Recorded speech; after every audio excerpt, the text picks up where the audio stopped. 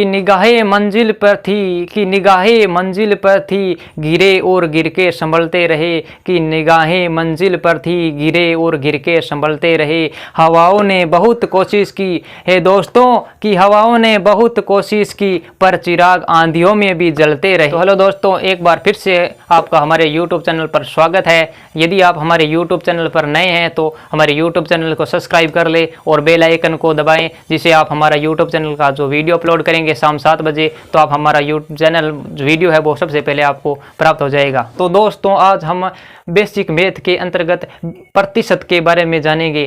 तो आइए आपको बताते हैं प्रतिशत। प्रतिशत किसे कहते हैं? प्रति का अर्थ होता है हर एक या प्रत्येक, और शत होता है 100। शत का अर्थ होता है 100, यानी हम प्रतिशत उसे कह सकते हैं कि जो 100वां भाग होता है, 100वें के भाग को जो 100 में से जो भाग होता है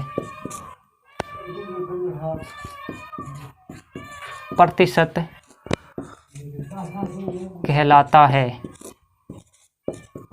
यानी 100वां जो भाग होता है ना, वो प्रतिशत कहलाता है। आपके 100वें भाग को प्रतिशत कहते हैं। तो हम किसी भी प्रतिशत दिया हो उसको हम संख्या के अंदर कैसे याद कर सकते हैं, उसके बारे में बताते हैं। जैसे आपको कोई सेल हो या फिर आपको सेल में दे दिया गया इतने प्रतिशत आपको सेल छूट है, इतने प्रतिशत आपके अंक बने हैं, तो हम उस अंक को अंक की गणना कैसे कर सकते हैं? आपको प्रतिशत में जो संख्या दे रखी है उसको आप हम अंकों के अंदर कैसे ला सकते हैं? जैसे आपके आ गया कि 500 पर 20% की छूट है, तो हमें याद करना है कि कितने रुपए की छूट होगी, 500 में से कितने रुपए की है जो वो छूट होगी सेल के अंदर। तो हम उसके बारे में ज्ञात करते हैं। जैसे प्रतिशत ज्ञात करते हैं करेंगे तो ये 100वां भाग है, 100 में से भाग है, तो ये हो जाएगा आपके 500 गुणा 20/100। क्योंकि 100वां भाग है इसलिए इसके बट्टा के अंदर आ जाएगा, तो ये आपके कट जाएंगे, 0 से 0 कैंसिल, 0 से 0 कैंसिल, और आपके आ जाएगा 100 रुपये। यानी आपके जो उत्तर आएगा वो 100 रुपये की छूट मिलेगी आपको, सेल के अंदर है वो 100 रुपये की छूट मिलेगी। इसी तरह आप और भी हल करते हैं। जैसे एग्जांपल लेते हैं कि आपके है वो मैथ के अंदर है वो 90% बने हैं, तो आप कितने 500 में से 90 या 500 में से 90% बने हैं, तो आपका कितने अंक बने हैं? तो मान लेते हैं आपके मैथ के अंदर 500 में से 90% बने हैं, तो इसका हमें अंकों के रूप में याद करना है कि हमारे कितने परसेंट बने हैं, कितने अंक बने हैं। परसेंट चलो दे दिया, हमें परसेंट दे दिया गया है, तो हम यह याद करना है कि हमारे अंक कितने हुए हैं, हमारे अंक कितने अंक बने हैं, उस 500 में से कितने अंक बने हैं। तो इसे याद करने के लिए जो संख्या दे रखी होगी, जो कुल होगी, उसका गुणा, यानी प्रतिशत। ये कहते हैं प्रतिशत निकालने के, जो प्रतिशत से संख्या निकालते हैं उसके लिए हम होती है संख्या, जो कुल संख्या होती है, ये कुल जो संख्या है, संख्या गुणा जो हमें परसेंट दे रखा है वो, और बट्टा में आपके हो जाएगा 100। इससे हमें वो संख्या याद कर लेंगे। जैसे ये आपके जो 500 में से आपके गणित में आपके अब 90% बने हैं, तो 500 गुणा 90/100, तो 0 से 0 कैंसिल हो जाएगा, 0 से 0 कैंसिल हो जाएगा।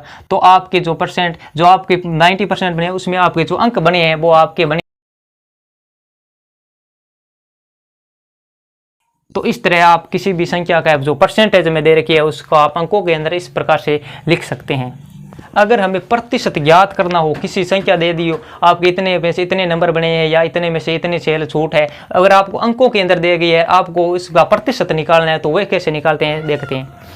जैसे आपको एग्जाम्पल, जैसे